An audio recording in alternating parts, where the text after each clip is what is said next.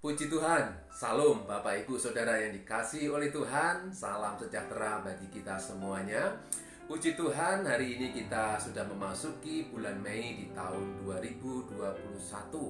Kita percaya bahwa kita bisa ada sampai hari ini semua karena kemurahan Tuhan. Puji nama Tuhan.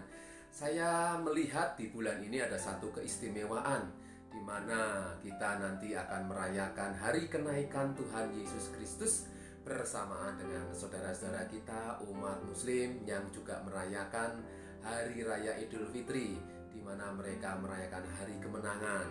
Dan ini bagi seluruh umat manusia, kita rindu mengalami kemenangan, yaitu kemenangan hidup di dalam Tuhan. Amin Bapak Ibu Saudara. Mari kita imani bersama. Saya yakin ini bukan suatu kebetulan, tapi suatu tanda bahwa Tuhan ingin menunjukkan kepada kita semua bahwa kita dipanggil untuk menjadi umat pemenang.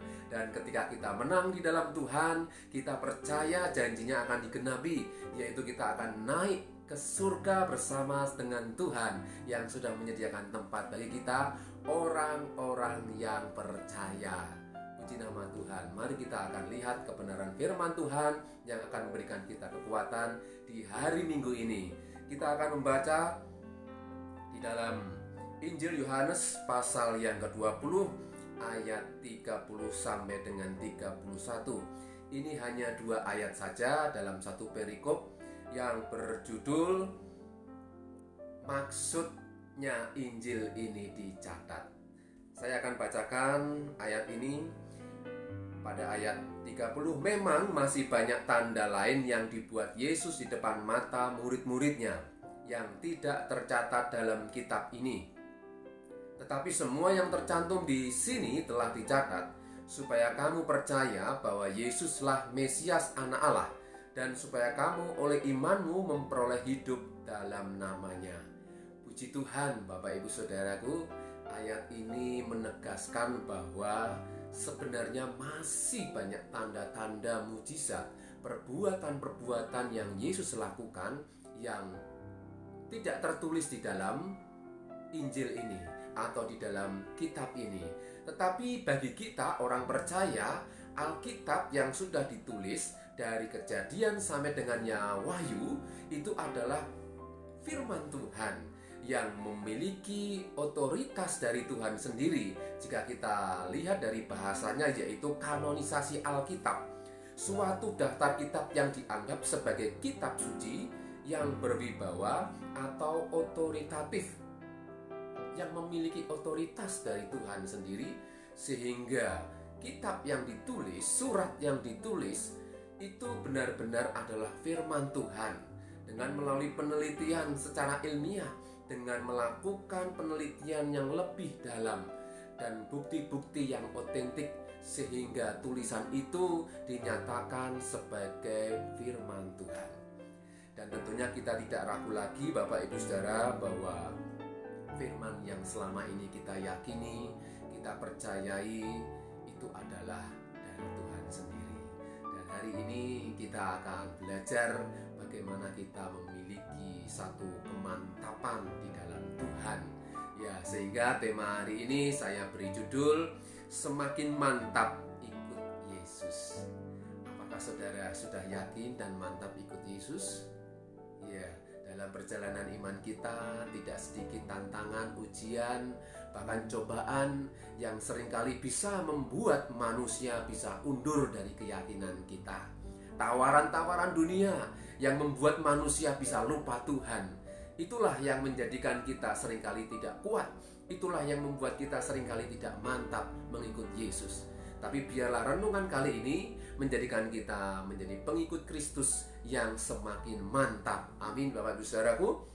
Mengapa kita harus semakin mantap mengikut Yesus? Poin yang pertama, karena Alkitab ini menyatakan tentang kasih Allah kepada kita umat manusia.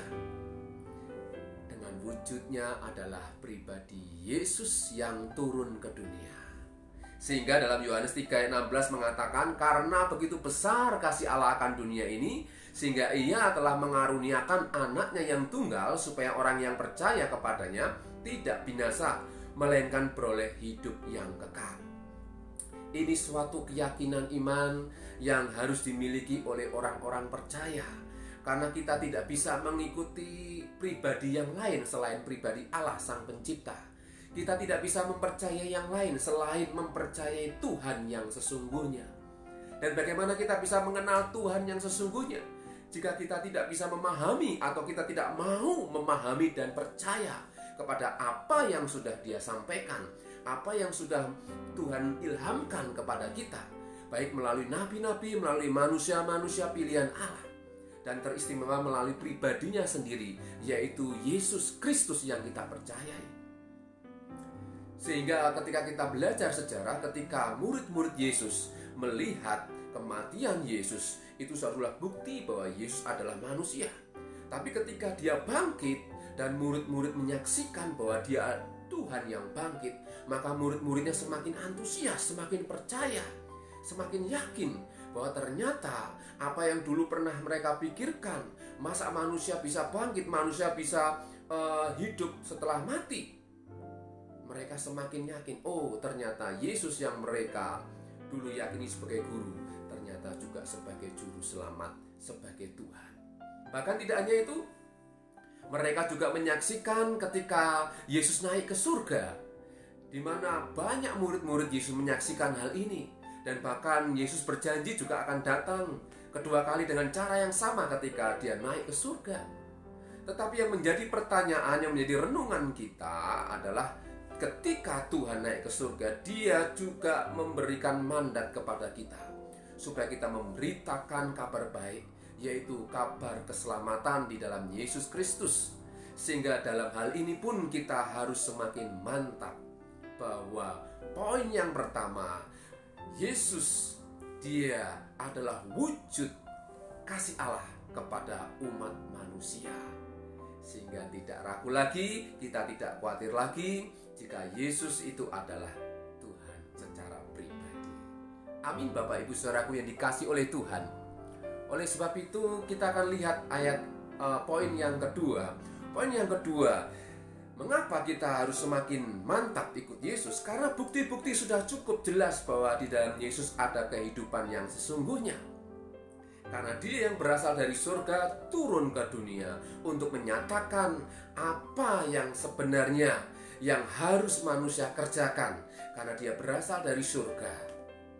Dan bukti-bukti ini sudah banyak kita ketahui dalam sejarah kehidupan gereja Tuhan, dalam sejarah penulisan kitab, dari kitab Kejadian sampai kitab Wahyu, itu berisikan nubuatan tentang Yesus Kristus. Kalau kita lihat sejarah, banyak hal yang menceritakan tentang Yesus adalah bukti dari kasih Allah. Sehingga di dalam Yohanes 6 ayat 35, 37, 38, 39, saya akan bacakan ayat ini saudaraku. Ya. Kata Yesus kepada mereka, "Akulah roti hidup. Barang siapa datang kepadaku, ia tidak akan lapar lagi. Dan barang siapa percaya kepadaku, ia tidak akan haus lagi." Ayat 37, "Semua yang diberikan Bapa kepadaku akan datang kepadaku. Dan barang siapa datang kepadaku, ia tidak akan kubuang. Sebab aku telah turun dari surga bukan untuk melakukan kehendakku, tetapi untuk melakukan kehendak Dia yang telah mengutus aku. Dan inilah kehendak Dia yang telah mengutus aku, yaitu supaya dari semua yang telah diberikannya kepadaku, jangan ada yang hilang, tetapi supaya ku bangkitkan pada akhir zaman." Bapak Ibu Saudaraku, ayat-ayat ini sangat jelas sekali bahwa penyataan Yesus kepada manusia tidak perlu diragukan lagi, karena Dia memang bukti yang otentik, wujud pribadi manusia Allah yang begitu mengasihi kita. Jadi Bapak Ibu Saudaraku, mengapa kita harus memiliki kemantapan di dalam Yesus? Karena Dia sudah menyatakannya. Bahkan kalau disuruh menulis Alkitab, tidak akan muat apa yang sudah Yesus lakukan. Jadi jika di luar Alkitab ada tulisan-tulisan yang lain yang menunjukkan bahwa Yesus adalah satu pribadi yang mulia, itu memang juga meneguhkan. Ya. Jadi Bapak Ibu Saudaraku, di poin yang kedua ini jelas bahwa bukti-bukti Yesus sebagai Tuhan dan Juru Selamat, itu sudah sangat cukup. Dan itu sudah tidak perlu dipertanyakan lagi.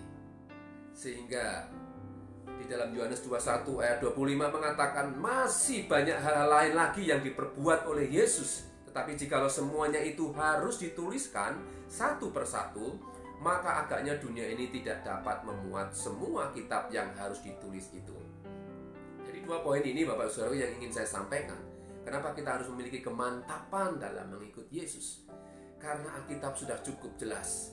Dan tanda-tanda sudah banyak dilakukan dan sudah banyak perbuatan Yesus yang membuktikan bahwa Dia adalah Mesias, Juru Selamat umat manusia. Mari kita responi firman Tuhan ini bukan sekedar tulisan atau sekedar Alkitab atau kitab saja. Sebab Alkitab yang kita miliki adalah satu bukti, yaitu Allah kita besar. Amin Bapak Saudaraku. Jadi saya simpulkan bahwa kita harus semakin mantap di dalam mengikut Yesus, karena Dia sangat mengasihi kita melalui karya penebusan di dalam Yesus Kristus, Mesias anak Allah yang hidup, yang sudah sangat terbukti. Amin saudaraku. Mari kita terus setia mengikut Yesus, karena sebagai pengikut Kristus jangan lupa kita harus pikul salib dan sakal diri sampai Tuhan Yesus datang kembali, dan kita percaya kita pasti diberi kekuatan dan kita akan menjadi umat pemenang. Puji nama Tuhan. Mari kita akan berdoa. Bapa di surga, terima kasih hari ini kami sudah mendengarkan firman-Mu, firman yang menguatkan kami bahwa kami harus semakin mantap di dalam Engkau, dan kami hidup di dalam Tuhan. Karena kami bukan milik kami sendiri, tapi hidup kami adalah milik Tuhan. Segala hal boleh terjadi asalkan Tuhan Engkau tetap menyertai kami.